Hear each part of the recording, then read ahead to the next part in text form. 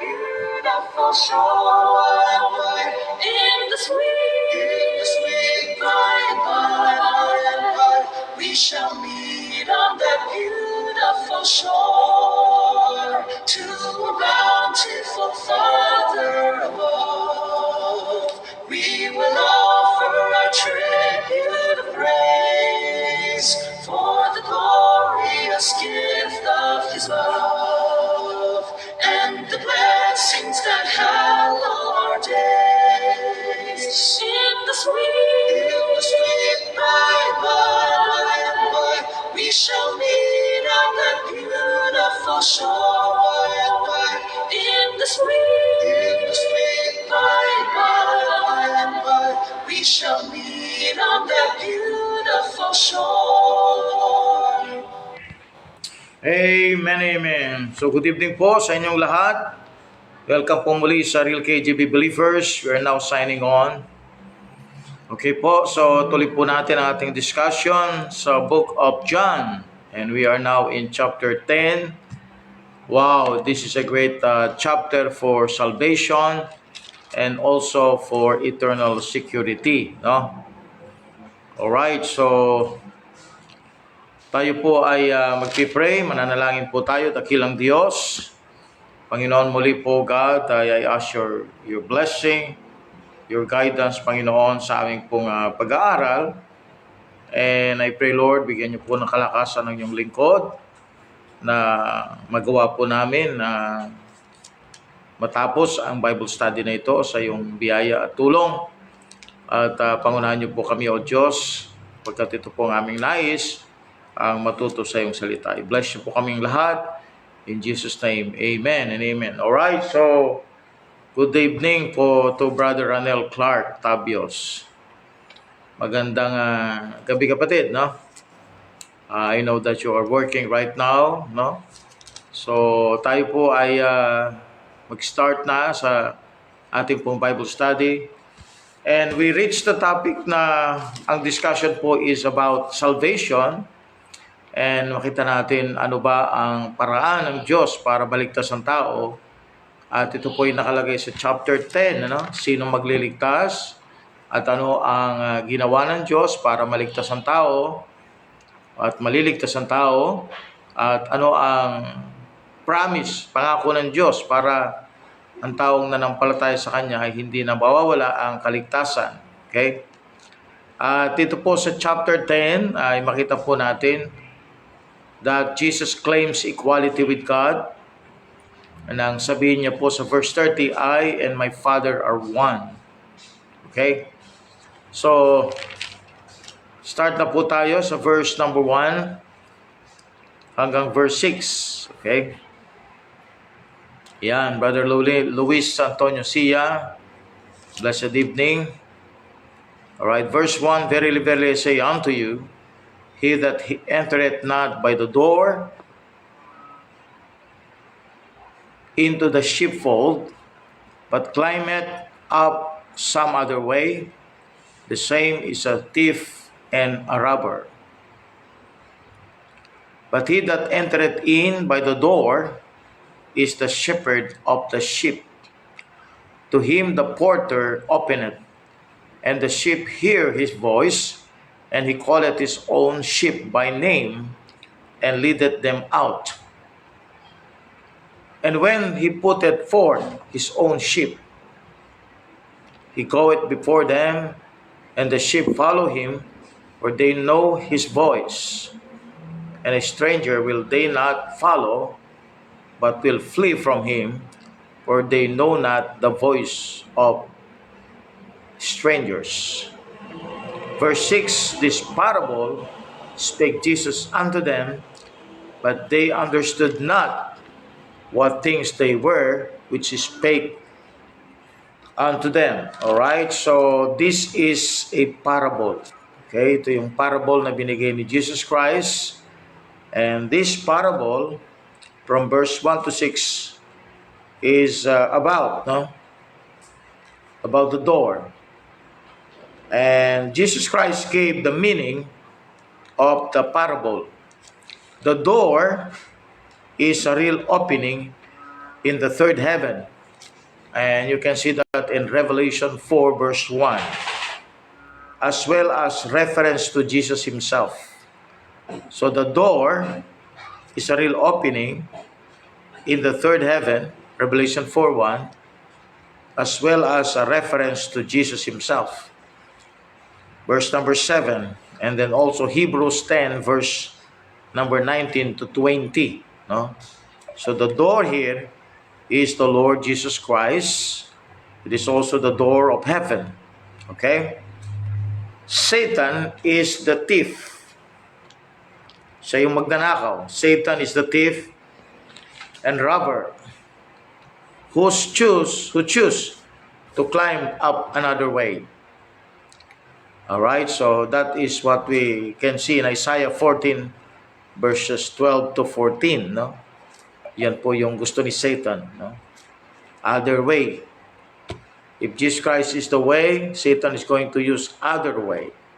He's going to lead others to another way that will lead them to destruction. The sheep are saved Jews. Okay, so double application itong John chapter 10, because this can be applied to the Gentiles, because Jesus Christ also died for the Gentiles. If we're going to we apply this to the church age. So dual application. The sheep are saved Jews. Ezekiel 34 verse 1 to 31, Matthew 9:36, Matthew 10:6, Matthew 15:24, Matthew 18 verse 12, and also Luke 15 verses 4 to 6. Although devotionally it can apply to all saved people in this age. 1 Peter chapter 2 verse 25. The call is not just a call. It's not just a call out, as in ecclesia, a called out assembly. It is a call up, not call out. Job 37 verse 1 to 4, 1 Corinthians 15 verse 51 to 53, no? Sa rapture, no? 1 Thessalonians 4 verse 13 to 18. The return of the sheep in verse 4 is the saints following Jesus Christ at the second advent. Revelation 19 verses 11 to 14. No? So yun po yung explanation itong parable na ito. No? So ang sheep po dito are saved Jews. At it is not a call out, it is a call up. No? Okay? The return of the sheep in verse 4 is the saints following Jesus Christ at the second advent. Revelation 19 verse 11 to 14. So Jesus Christ said in verse 7, then said Jesus unto them, again, verily, verily, I say unto you. So the word verily, truly, no?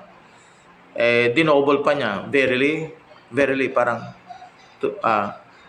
katotohanan, double na katotohanan. So Jesus Christ is making sure that what He said is true. Walang kasinungalingan. Verily, verily, I say unto you, I am the door of the sheep.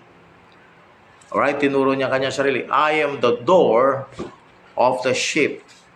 All that ever came before me are thieves and robbers, but the sheep did not hear them. Alright? So, may mga iba na nagsasabing, this is the way, just like the religions. We have the Buddhists, the Socrates, Plato, Aristotle, Alexander the Great, Brahman, Krishna. They are saying that they are the way. Gumagawa sila ng proclamation na sila yung daan. But here, Jesus Christ said, I am the door. No one else. I am the door. Siyang pintuan. I am the door. By me, see this, no? This is the promise. I am the door. By me, if any man enter in, he shall be saved. See, that is the promise. And shall go in and out and find pasture. So the door to eternal blessing, it is the Lord Jesus Christ. So kung itutulad natin ang sarili natin na sheep, okay, makakarating tayo doon sa fold dahil po may pastor, no? May shepherd. And then we can enter the fold because may door. And as we enter there, God can provide us inside, or the Lord can provide us our needs. Sinakalagay doon, I am the door, by me if any man enter in, he shall be saved, and shall go in and out and find pasture. I pray and I hope that this thing will really help people to find the truth. This verse, no? Napakagandang verse nito. I am the door, by me if any man enter in, he shall be saved, the promise there of salvation, and shall go in and out and find pasture. Who is the door? Who is the door? It is the man. It is the man Christ Jesus. That's the door. So if you want to be saved, amen, you don't need the keys, because the Roman Catholic are bragging that they have the keys. All right? But if they have the keys, we have the door. And the door is open for those that will believe. Okay?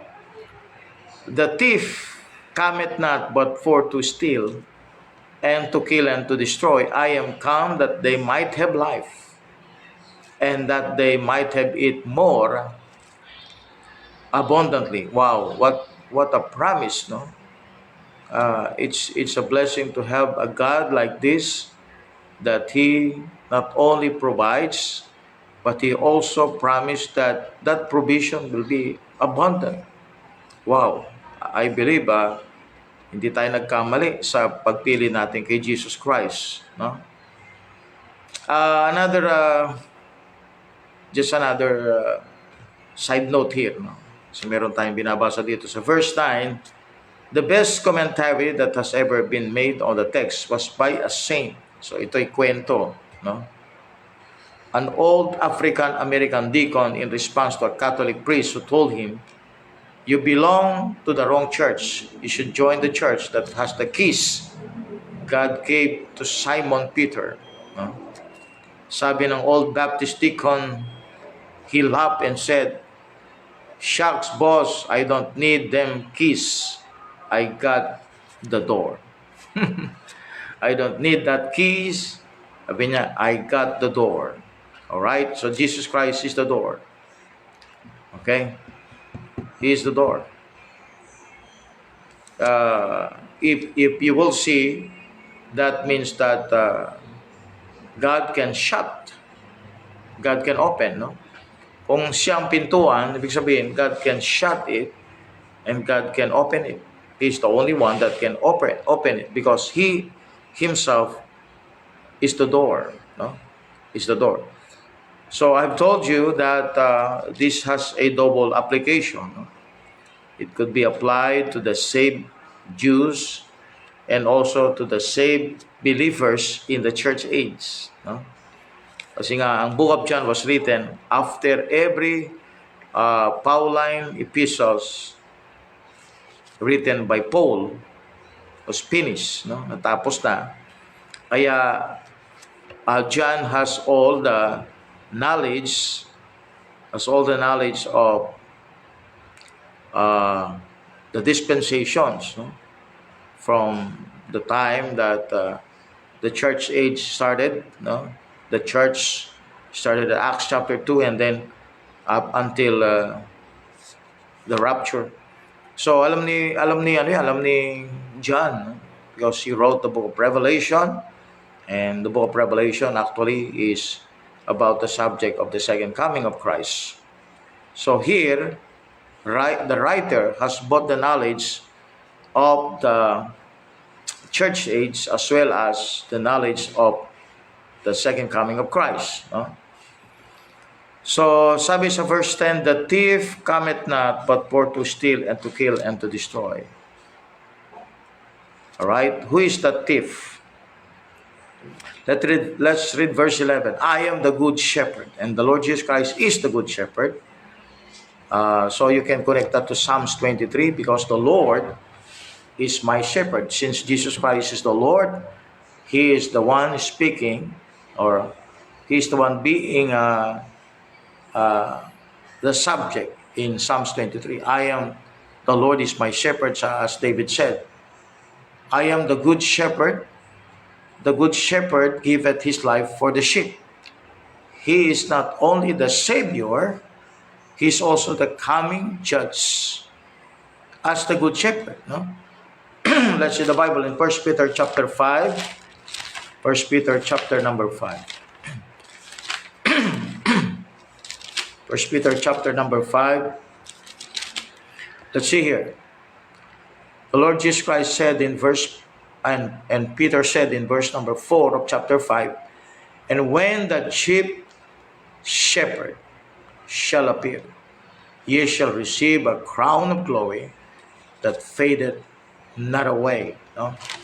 The crown of glory. So where can you do that? Where can you get that? That will be in the judgment seat of Christ. The crown of glory. So He is the one judging Christians. And as a good shepherd in the Old Testament, He is the Lord there. And as a good shepherd here, He's the one who died on the cross for us sinners. And as a chief shepherd, He is the coming, He's the judge in the judgment of Christ that will reward everyone. See? Ando sa Old Testament si Christ, ando sa New Testament, and until the last. Sabi ni Jesus Christ, lo, your rewards is with me. Right? So, Jesus Christ is the giver of life. He also gave His life, and also He is going to give the reward for those who are faithful in this life. Right? I am the good shepherd. The good shepherd giveth his life for the sheep. But he that is an hireling, and not the shepherd, whose own the sheep are not, seeth the wolf coming, and leaveth the sheep, and fleeth, and the wolf catcheth them, and scattereth the sheep. Wow. Identified sa atin kung sino itong another one that will not enter to the door. He is the Antichrist. No? And of course, the devil incarnate. Okay? So we have here wolf.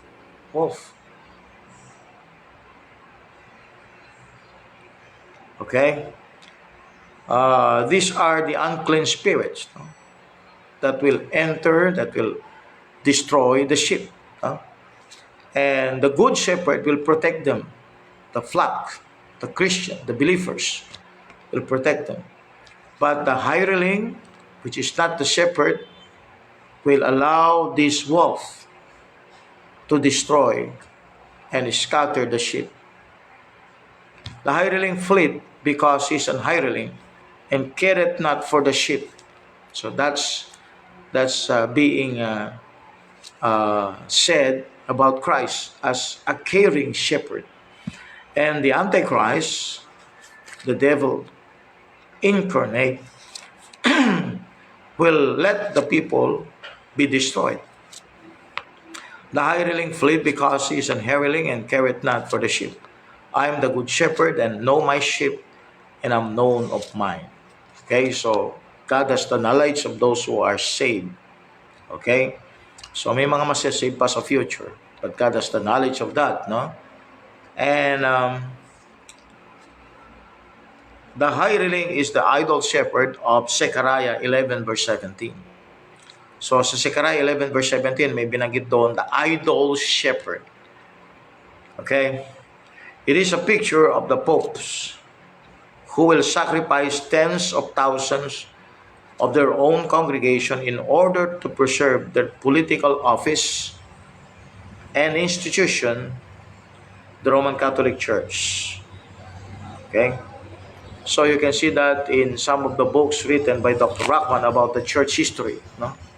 Kung paano yung Pope iaalaw niya o hahayaan niya na ang kanyang congregation will be sacrificed by the 10,000s just to preserve his office.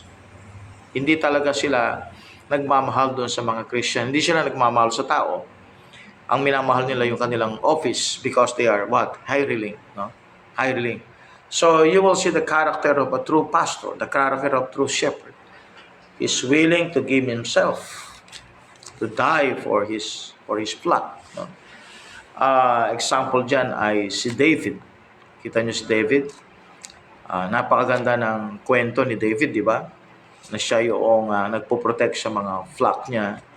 Dumating ang bear, dumating ang lion, and he defend the flock. And he killed them. Alright? So, David is a picture of a good shepherd. It is like Jesus Christ. No? So, verse 13, the hireling fled because he is an hireling and cared not for the sheep. So, he is the idol shepherd. It is the picture of the popes who will sacrifice tens of thousands of their own congregation in order to preserve their political office and institution. Alright, so verse number 15, as we continue, the sacrifice made by the good shepherd in verse number 15. As the Father knoweth me, even so know I the Father, and I lay down, look at this one, my life for the sheep.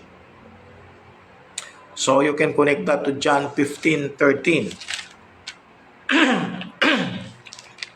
John 15 verse 13. Greater love hath no man than this, that a man lay down his life for his friends. So yun ang ginawa ng Panginoon. As a good shepherd, he became the example of love and care for others, for those who are in the fold, no? Most especially. So he died. As a good shepherd, he died for the sheep. As the Father knoweth me, even so know I the Father, and I lay down my life for the sheep. Verse 16, and other sheep I have which are not of this fold. Which are not of this fold. Okay? So, both Jewish and Gentiles. Itong sheep na wala pa sa fold is both Jewish and Gentile. No? John 11:52. Check this one. John 11:52. And not for the nation only, but that also he should gather together in one the children of God that were scattered abroad. Okay, so Jewish. How about the Gentiles? Ephesians 2 verse 11 to 19. Ephesians 2 verse 11 to 19. So yung wala pa sa fold, either ito po yung mga Jewish or mga Christian. So let's see Ephesians chapter 2. Okay, let's read from verse number 11 to 19. Wherefore remember that ye being in time past Gentiles in the flesh, who are called uncircumcision, by that which is called the circumcision in the flesh made by hands. That at the time ye were without Christ, being aliens from the commonwealth of Israel, and strangers from the covenants of promise, having no hope and without God in the world. But now in Christ Jesus, ye who sometimes were afar off, are made nigh by the blood of Christ. For he is our peace, but broken, who hath made both one, and hath broken down the middle wall of partition between us, having abolished in his flesh the enmity, even the law of commandments contained in ordinances, that for to make himself of twain one new man, so making peace, and that he might reconcile both unto God in one body by the cross, having slain the enmity thereby, and came and preached peace to you which were afar off, and to them that were nigh. For through him we both have access by one Spirit unto the Father. Now therefore ye are no more strangers and foreigners, but fellow citizens with the saints and of the household of God. So we have yung binanggit dito na other sheep I have which are not this fold, them also I must bring, and they shall hear my voice, and there shall be one fold and one shepherd. Of course, nabanggit kanina yung shepherd, okay, is the Lord Jesus Christ. So this verse is about the rapture. The rapture. Okay? Yung verse 16 is about the rapture. Okay, so those are saved, no? Saved will be what? Will be in one fold, and there will be one shepherd. And that will happen in the rapture. Okay, verse 17. Therefore that my Father loved me, because I laid down my life that I might take it again. So this will show you that Jesus Christ is also the reason why Jesus Christ, why he was resurrected. So we have the Father who resurrects the Son, we have the Holy Spirit who resurrects the Son, and we have the Son resurrecting himself. It means the Trinity was involved in the resurrection of Christ. And therefore that my Father loved me, because I laid down my life that I might take it again. No man taketh it from me, but I lay it down of myself. I have power to lay it down, and I have power to take it again. This commandment have I received of my Father.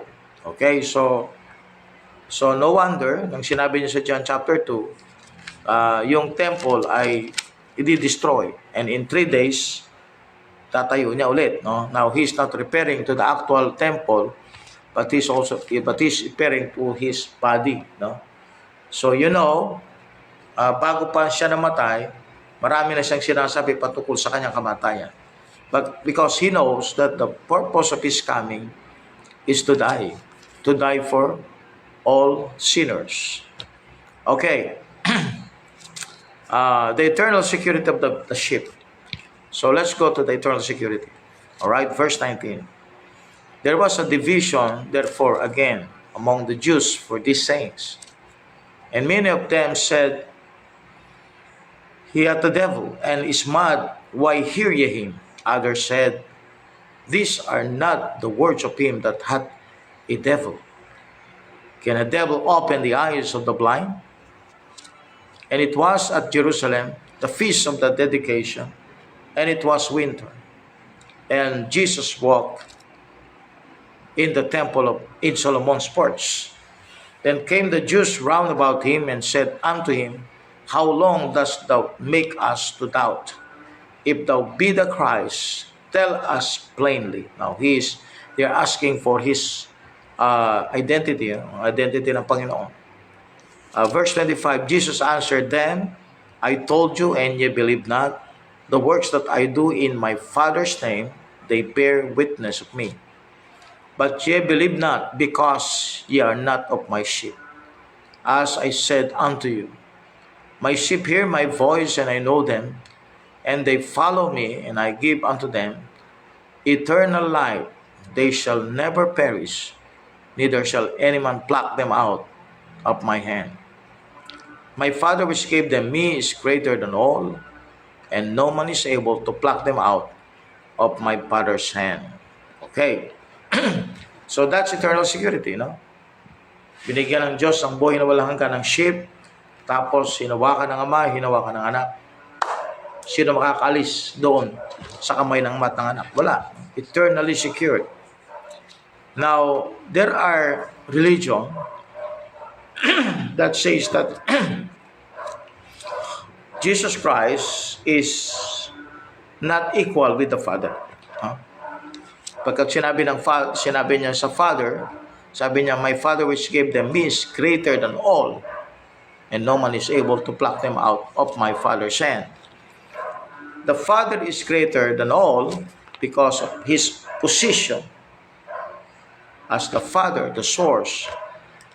In position, he is the greater. In nature, no, not in the position, in nature, Jesus Christ is the same with the Father in nature. Kasi hindi niya babanggitin yung mga verses na kung saan binanggit niya na siyang nagsalita unless siya po ay nagkiklaim na siya ay Diyos. Actually, yung word na Father, yung paggamit pa lang ng Father, ano na yan eh, recognized na ng mga Hudyo na He's calling Father in heaven. When you say that, it means that you are eternally related to the Father, because the Jews can say Father, but there is no relationship with them. So the word Father is very unique. As the people hear it, they understood. Some of them understood that Jesus Christ is God because He's calling God the Father. At ang binanggit po dyan, mga kapatid, is my Father, not Father. Hindi niya sinabing our Father, my Father, which gave them is greater than all, and no man is able to pluck them out of my Father's hand. So Jesus Christ by nature is God, the Father by nature is God. They are similar in their essence as God, no? Pero the position, as I've told you, di ba? Is different, because he said here that the Father, as Jesus Christ on earth, nasa lupa siya ngayon, ano? Sinasabi niya ito, my Father which gave them me is greater than all, and no man is able to pluck of them out of my Father's hand. So hindi, itong verse na ito, hindi niya dinidiscredit yung teaching na si Kristo ay Diyos. Hindi niya dinidiscredit yun.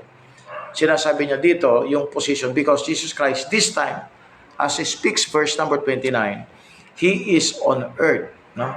Now He is talking to the Father, ibig sabihin, which is greater than all. Okay?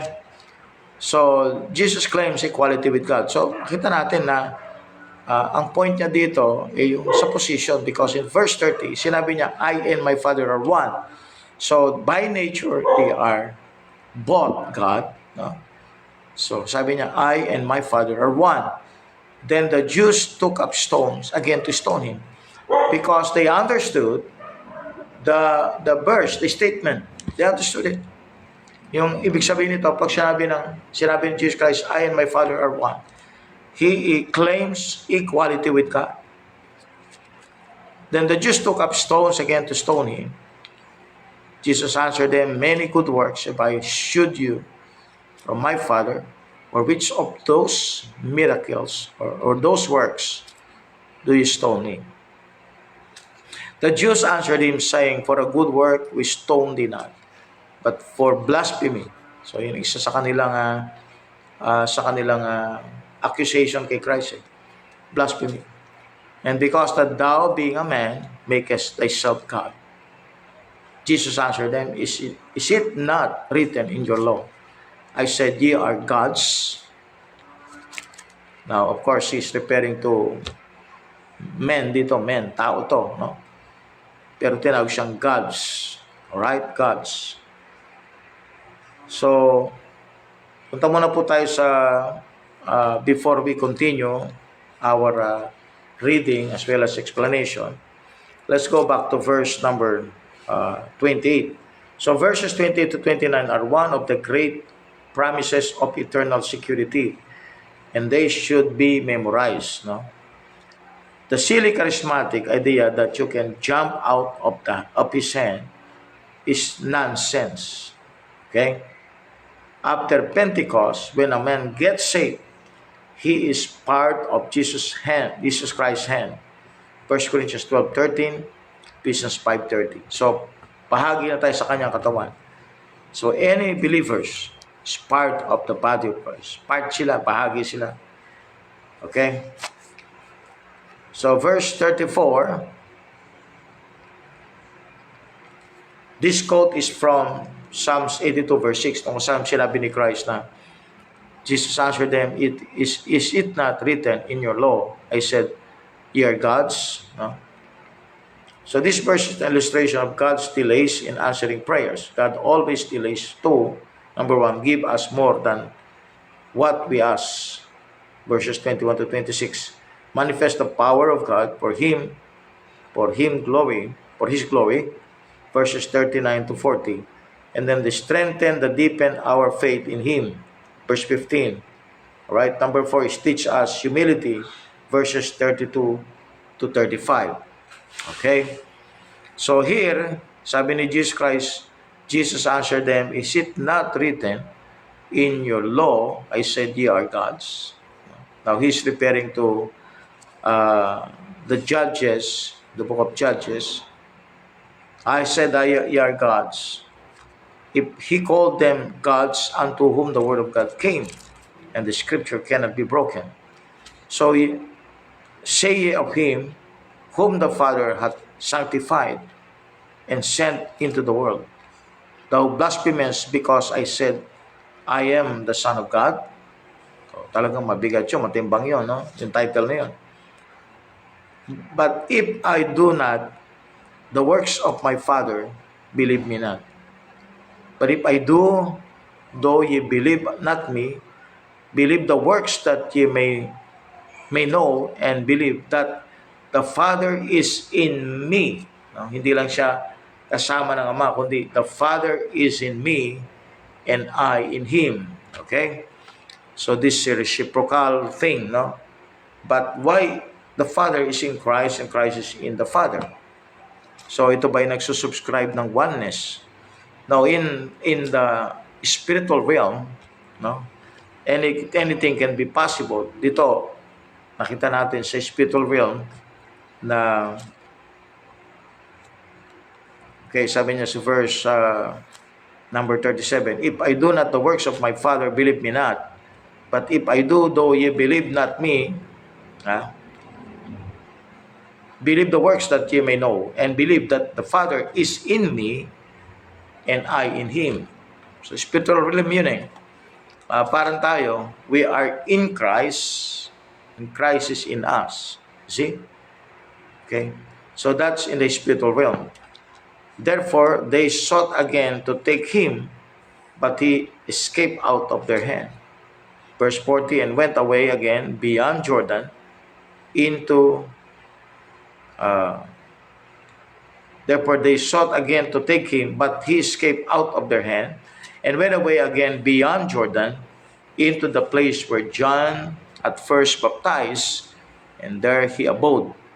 So kita nyo yung route niya, no? Galing siya sa Galilee, and then punta siya sa Judea, punta siya sa Jordan. Verse 41, and many resorted unto him and said, John did no miracle, but all things that John spake of this man were true. No? So ito yung announcement na ng mga tao. And many believe on him there. So may mga taong nanampalataya kay Kristo nung siya ay nangangaral for 3.5 years. So meron siyang mga disciple, meron siyang na sinend out niya. Kaya sila tinawag na apostol because they were sent out. So yung mga disciples, later on, the converts, and those people that believe His miracle. So it's a big following sa panahon ni Jesus Christ. That's why the Pharisees are so angry and envious with Christ. So pagkat religious leaders sila, no? So they want to be famous and a celebrity. Pero yung tingin ng tao sa kanila nag-iba because now this is Christ doing a lot of miracles. And remember, the Jews are attracted to the miracles because they started from signs and wonders. Kaya may mga nanampalataya, may mga nag-believe. Okay? So you will understand that yung mga nag-believe na ito, wala dito ay Christian, wala dito rin ay Gentile. Dito sa mga nag-believe dito sa chapter 10, no? So, dapat ma-identify natin na itong chapter 10 has a dual application. He talks about saved Israelites. He also talk about the things about the church age. Okay? So, ang pagbabasa ng John is different from reading the book of Matthew and Mark and Luke because they are more of the kingdom, the dispensation of the kingdom. But in the book of John, you will see verses that are aligned to the Pauline epistles. The Pauline epistles. Dito, makita natin ang salvation is belief. So wala kang works na makikita na gagawin ng tao para maligtas. Whereas in the book of Matthew, you have Mark and Luke, kita natin na ang nire-refer ni Christ palagi is the commandment. So dispensationally, itong book of John is applied to both Israel and the Gentiles. Save Israel and save Gentiles. Pag sinabing sheep, that comprise the saved Jews and the saved Gentiles. Okay, so meron bang rapture dito? Kanina meron pong binasa tayong rapture. Ito po is sa verse number 16. Okay? And then we see eternal security in verse 28 and 29. Okay? We have seen in verse 9 about salvation. I am the door. Christ is the Savior. And we have seen the deity of Christ mentioned in verse 30. And then also in verse 36. Okay, so unti-unti nakita natin yung purpose ng Book of John. Ang purpose ng Book of John is to give us the clear identity and personality of Christ as man, as God, as the Messiah of Israel, no? And then also as the Savior of the world. So, pinapakita yan sa Book of John. So, napakaganda po ng Book of John na nakita ko na kung merong mga babasahin ng Kristiyano, mga bagong mananampalataya, maganda po, simulan po itong aklat na ito. Amen? Sapagkat dito binanggit ang maraming verses about Christ as the Savior. So, kung ako po'y magsasuggest what is the first book that I will read, I think you better read the book of John. Amen? And then you also read the Pauline epistles. So, that will establish your faith on the finished work of Christ. Okay, so that's all folks. So, natapos na po tayo sa chapter 10. Maraming salamat po sa ating mga viewers. Amen. So we have, ayan, marami sila. Stephen Koo. We have Pastor Jo Marie Pracio. We have Sister Nolin. Estudyante namin to, si Brother Magnon Mandal. Another student, Marvin Damo. Amen. Praise God. Good evening po sa inyong lahat, mga kapatid. Sister Nolin, thank you for calling others to come inside and join us. Sister Lobelia Daulo Patungan, thank you for your support na sa ating patuloy na Bible study. Nariyan ka para tumawag, no, ng mga manonood at makikinig, no? So thank you for your presence. And Pastor Al Bukid, salamat po. Since the beginning na meron tayong Real KJB, nariyan na po kayo. Brother Ranel Clark Tabios, amen, praise God. At Brother L.A. So lahat po kayo, mga kapatid, sinasalamatan ko. At bago po tayo magwakas, nais ko lamang pong manalangin, no, para sa lahat po ito. Dakilang Diyos, marami pong salamat for the blessing, O God, na we have another chapter that gave us more information about the ministry of the Lord Jesus Christ and His personality. Lord, tulungan niyo po kami, Panginoon Diyos, to continue striving, having the hunger and the thirst for the truth and righteousness. Lord, salamat po sa mga kasama ko po ngayon dito, and their presence means a lot to me. Bless niyo po ang kanilang buhay, pagpalain niyo po sila. At kung sila yung mga pastors, please bless and prosper mo ang kanilang kanya-kanyang ministry. Bigyan niyo po sila ng health na kailangan nila to continue serving you, Lord. Salamat po, Panginoon, for all the blessings that we receive from you. In Jesus' name. Amen and amen. God bless you all, my friends. At sa lahat po ng hindi ko nababanggit dito, ay kayo po ay kasama sa mga aking pong hinilo at sinyout out. And then see you again for our next video. Kung kayo po ay meron pong desire na ito po ay maging blessing sa iba, you can also share this to others. Okay po? Alright, see you again mga kapatid sa ating pong Book of John discussion. At kasi singit-singit din tayo ng blackboard discussion. Okay? God bless you all and see you once again sa next video natin. Please continue to pray for our upcoming anniversary. You are welcome. Kung malapit lang po kayo dito, you can come straight to City Hall, Tarlac City. Second floor po. You can come. Amen. Open po yon. And we have invited a lot of people. Medyo marami-rami itong fellowship na ito sa Saturday. God bless you all and see you guys for our next video.